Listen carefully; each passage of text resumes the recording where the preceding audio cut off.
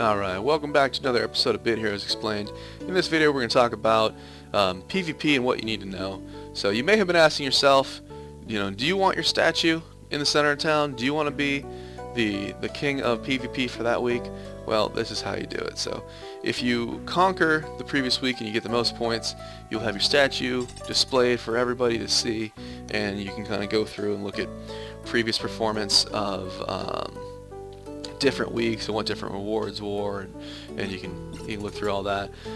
How you access PvP, you can look at the left side of the screen. You can click on your PvP icon in the user interface, or if you want some style points, you can walk north from town, go over here and click on this guy, and this is how you're going to open up the PvP arena. And so, like other events, you can choose how many tickets you spend.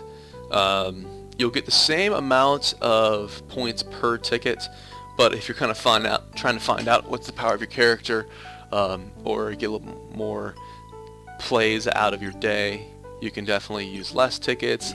When you use less tickets, you'll have, I believe, 10 different enemies to select from, and you can get maybe an easier opponent that way. As you put in more tickets, you'll actually have less targets, so you'll have 5 that you can choose from when you pick 3, or if you pick 5 tickets, you will have more bonuses, but you'll only be able to pick from 3 different targets. So that's simply the way I go, and it also will speed up your daily rotation trying to get through all these resources. You can look at your history, and you can see your win-loss ratio and how many points you got. If you use less tickets, of course, you'll get less points. More tickets, more points. And if you lose, you only get 1/10 of the points that you would have gotten otherwise. And here you can kind of modify your team. I'll talk about team compositions as we kind of get into the game itself. But again, looking over here at rewards, I would always try to aim for this 10,000 because you get the most rewards here, and that's pretty reasonable goal. This character is level 107, free to play. It's been playing for about a month, and it's very easy for me to achieve this 10,000 point goal.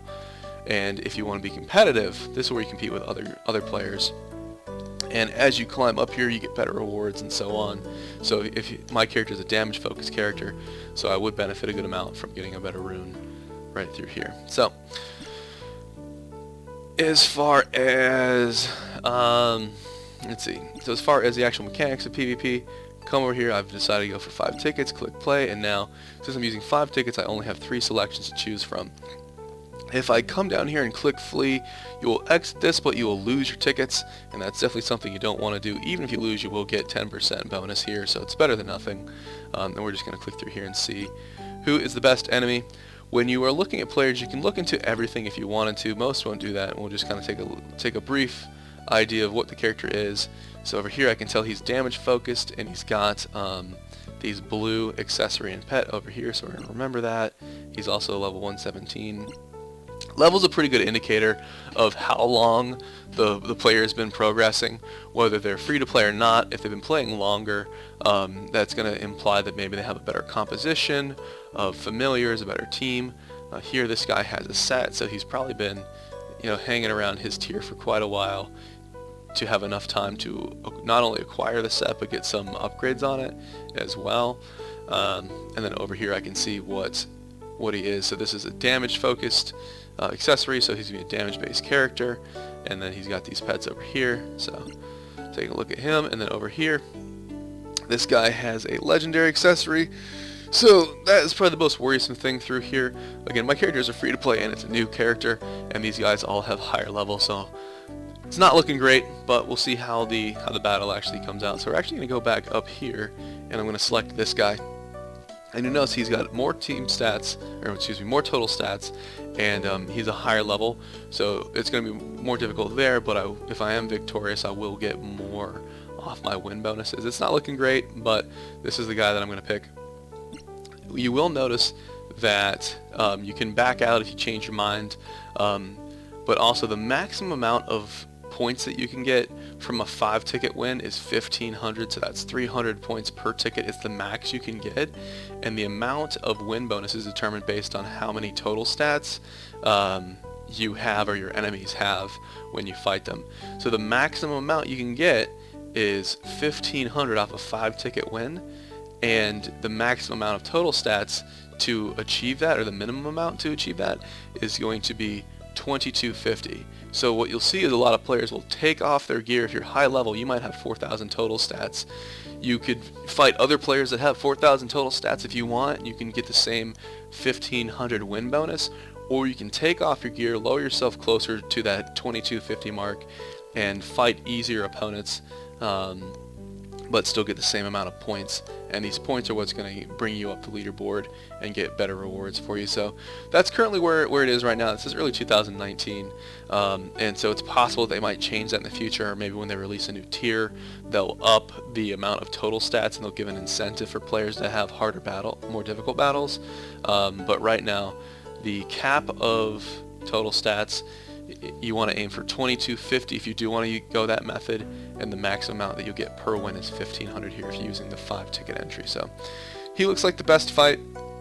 For team compositions, early players, Shramps is one of the better tanks you can get. You can get him really early, you can get him fast if you want to, you can stable him, and he's got a good amount of block, so that'll be okay. He doesn't do much damage and his heal's pretty weak, because heal and damage are based off your power stat. But pretty good tank, and he's all this character has. I am a damage focused character, so we're going to see how that does. And Remy T is one of my favorite healers. He is a fusion that's very easy to get, and he also is able to upgrade into Remoraid, which is one of the best familiars that you can get for other content in the game. So I'm liking Remy T. We'll see how we do. We'll see what the other guy brings, and we're going to jump into the battle. I'm going to take off autopilot here.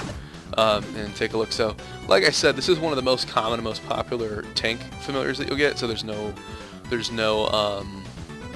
surprise that another character in a similar position is going to run the same tank. Over here, you'll see potions. You can't use potions in battles, but what you can do is you can switch different positions, and we might see that in this one here. Of course, you can choose how fast you tech. I'm actually going to slow that down initially, and I'll eventually speed that up. But I can kind of click through my attacks and see one of the most valuable skills that you can get for PvP and other content is going to be this single target skill. I can choose who I'm going to damage. He had some gear on him, so I'm going to try to take him out. And of course, these familiars are a percentage of its total stats. So this guy is a fusion, and he's probably around, let's see, 75 to 85% of the total stats, and this guy is a legendary, and he's probably around 90% of the total stats, which means that this character has the most total stats. So killing him, what I'm trying to say is killing him first will probably be the most valuable thing for me if I'm able to do that. I do like the area of effect skills because they will do a lot more damage. Yes, I mentioned killing him is valuable, but this area of effect skill, this will hit 4 enemies, and this is not something you want to use in GVG. I'll talk about GVG separately, but let's just kind of get through this. Good amount of damage. So you see I'm getting hurt over here. Let's see if I can. Actually, I'll go this route. Does do group heal. It's not much, but let's see. Gotta make a decision. This actually does more damage, so we're going to try that. Snipe. Look at that. Okay.